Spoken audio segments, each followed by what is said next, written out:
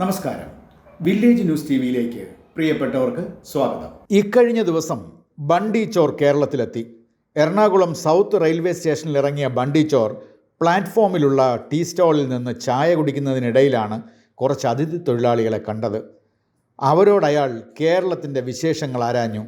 അവരുടെ വാക്കുകൾ കേട്ട് ബണ്ടി ചോറിൻ്റെ സിരകൾ മരവിച്ചു, കൈകാലുകൾ തളർന്നു, കണ്ണുകളിൽ ഇരുട്ട് കയറി. അയാൾ തൊട്ടടുത്ത് കണ്ട ചെയറിൽ ഇരുന്നു പോയി. ഇത്രയും നാൾ ബണ്ടി ചോറിനൊരു അഹങ്കാരമുണ്ടായിരുന്നു. താനാണ് ഏറ്റവും വലിയ കള്ളനെന്ന്, തന്നേക്കാൾ വലിയൊരു ഹൈടെക് കള്ളനില്ല എന്ന്, എന്നാൽ തന്നെ വെല്ലാൻ ആരുമില്ല എന്ന്.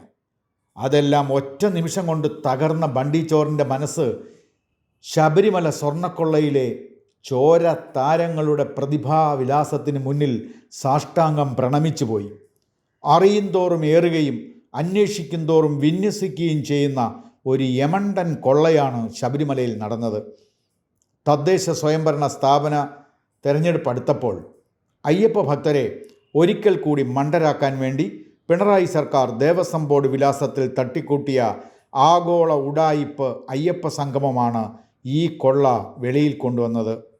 പൂച്ച പെറ്റുകിടക്കുന്ന സംസ്ഥാന ഖജനാവിൽ നിന്ന് തപ്പിപ്പിറക്കി 8 കോടി രൂപ മുടക്കി ആഗോള അരിപ്രാഞ്ചിമാരെയും സർക്കാർ വിലാസം പൗരപ്രമുഖരെയും ക്ഷണിച്ചു വരുത്തി ശബരിമലയുടെ വികസനത്തിനും അയ്യപ്പ ഭക്തരുടെ സംരക്ഷണത്തിനും വേണ്ടിയെന്ന് വീമ്പിളക്കി പമ്പയുടെ തീരത്ത് ചേർന്ന മാമാങ്കത്തിൽ നിന്ന് ആവേശം ഉൾക്കൊണ്ട് മുൻ ദേവസ്വം പ്രസിഡന്റ് വീണ്ടും ദ്വാരപാലക ശില്പങ്ങൾ പൊളിച്ച് ചെന്നൈക്ക് അയച്ചപ്പോഴാണ് ശബരിമല സ്വർണ്ണക്കൊള്ളയുടെ ഉടുതുണി അഴിഞ്ഞു വീഴാൻ തുടങ്ങിയത്. ദ്വാരപാലക ശില്പത്തിന് മറ്റൊരു പീഠമുണ്ടെന്നും അത് എവിടെയാണെന്ന് അറിയില്ല എന്നും ഉണ്ണികൃഷ്ണൻ പോറ്റിയുടെ ഓർമ്മത്തെറ്റിലൂടെയാണ് സ്വർണ്ണക്കൊള്ളയുടെ വാതിൽ തുറന്നത്. ദേവസ്വം വിജിലൻസിൻ്റെയും ബഹുമാനപ്പെട്ട ഹൈക്കോടതി നിയോഗിച്ച SITയുടെയും അന്വേഷണത്തിലൂടെ കൂടുതൽ കൊള്ളകളുടെ ആഴങ്ങളിലേക്ക് അന്വേഷണം ആഴ്ന്നിറങ്ങുന്നതേ ഉള്ളൂ. ഹൈക്കോടതിയുടെ കർശന നിർദ്ദേശം മൂലം SIT അന്വേഷണ വിവരങ്ങളൊന്നും പുറത്തുവിടുന്നില്ല. റിമാൻഡ് റിപ്പോർട്ടിലെ വിവരങ്ങളും ഹൈക്കോടതിയിൽ നിന്ന് തെറിച്ചു വീഴുന്ന കമൻറ്റുകളും വീക്ഷണങ്ങളിൽ നിന്ന് കിട്ടുന്ന പൊട്ടും പൊടിയും മാത്രമേ സമൂഹത്തിൻ്റെ മുന്നിലെത്തുന്നുള്ളൂ. അത് സമൂഹ മനസ്സിൽ സൃഷ്ടിക്കുന്ന വിസ്ഫോടനത്തിൻ്റെ നടുക്കവും മുഴക്കവും ചെറുതല്ല. ഉണ്ണികൃഷ്ണൻ പോറ്റി, മുരാരി ബാബു, സുധീഷ് കുമാർ, ബൈജു, N വാസു, പത്മകുമാർ എന്നിവരെയാണ് ഇതുവരെ അറസ്റ്റ് ചെയ്യപ്പെട്ടിട്ടുള്ളത്. അന്വേഷണ സംഘം നിരവധി പേരെ ചോദ്യം ചെയ്തുകൊണ്ടിരിക്കുന്നു.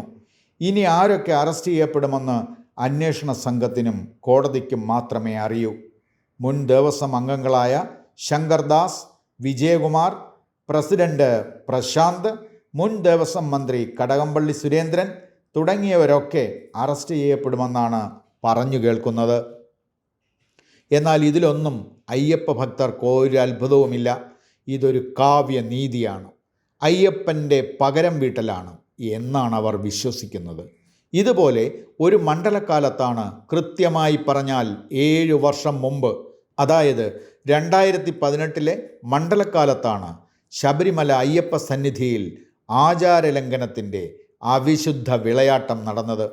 പിണറായിയും വെള്ളാപ്പള്ളിയും പുന്നല ശ്രീകുമാറും തട്ടമിട്ടവരും ഇടാത്തവരുമായ ആധുനിക ആസ്ഥാന നർത്തകികളും ചേർന്ന് വിശ്വാസങ്ങളുടെയും ആചാരങ്ങളുടെയും ഇടനെഞ്ചിലെ മാംസം അറുത്തുമാറ്റി. ബിന്ദു അമ്മിണി, കനകദുർഗ എന്നീ 2 മഹിളാരത്നങ്ങളെ സന്നിധിയിലെത്തിച്ച് നടത്തിയ നവോത്ഥാന പേക്കൂത്തിൻ്റെ തിരിച്ചടിയാണിതെന്ന് വിശ്വസിക്കുകയും പരസ്യമായി പറയുകയും ചെയ്യുന്ന ആയിരക്കണക്കിന് അയ്യപ്പ ഭക്തന്മാർ ഇന്നും നമ്മുടെ സമൂഹത്തിലുണ്ട്. അന്ന് ഇതിന് നേതൃത്വം നൽകിയവരാണ് ഈ പ്രതികളെല്ലാവരും തന്നെ എന്ന് അവർ വിശ്വസിക്കുന്നു. ഇവിടെയും തീർന്നില്ല, അവരിനിയും കൂടുതൽ പ്രതീക്ഷിക്കുന്നു.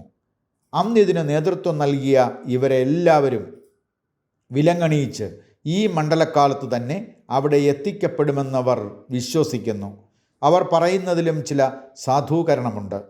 ഇന്ത്യൻ പീനൽ കോഡിലും ഭാരതീയ ന്യായ സംഹിതയിലും പ്രതികളിൽ നിന്ന് തെളിവെടുക്കുക എന്നൊരു നടപടിക്രമമുണ്ട്.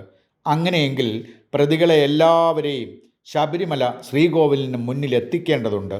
അത് ഈ മണ്ഡലക്കാലത്തുണ്ടാകുമോ? അന്വേഷണത്തിന് കോടതി നിർദ്ദേശിച്ചിരിക്കുന്ന സമയക്രമം അനുസരിച്ച് ഈ മണ്ഡലക്കാലത്ത് തന്നെ തെളിവെടുക്കേണ്ടതുണ്ട്. അങ്ങനെയെങ്കിൽ പ്രതികളെ ശബരിമലയിൽ എത്തിക്കുമോ? അങ്ങനെയെങ്കിൽ പ്രതികളെ അയ്യപ്പ ഭക്തർ വെറുതെ വിടുമോ? തെളിവെടുപ്പ് സുഗമമായി നടക്കുമോ? കോടതിയുടെയും SITയുടെയും നടപടികൾ എന്തെന്ന് അയ്യപ്പ ഭക്തർ കാത്തിരിക്കുന്നു. കാലത്തിൻ്റെ കാവ്യനീതിക്ക് അങ്ങനെ വിരാമമാകുമോ? അയ്യപ്പൻ്റെ പ്രതികാരാഗ്നിക്ക് ശമനമാകുമോ? അതോ അത് ഇനിയും പലരിലേക്കും ആളിപ്പടരുമോ? എന്താണെങ്കിലും വിശ്വാസത്തിൻ്റെ കർപ്പൂരാഗ്നിയിൽ സ്വന്തം പാപങ്ങളെ ഹോമിച്ച് പുണ്യപാപ ചുമടുമായി ശബരിമലയിലെത്തുന്ന അയ്യപ്പ ഭക്തരുടെ എണ്ണം അനുദിനം വർദ്ധിച്ചുകൊണ്ടേയിരിക്കുന്നു. കൂടുതൽ വാർത്തകളും വിശകലനങ്ങളും നിങ്ങളിലേക്ക് എത്തുവാൻ വില്ലേജ് ന്യൂസ് TV സബ്സ്ക്രൈബ് ചെയ്യുക, ഷെയർ ചെയ്യുക.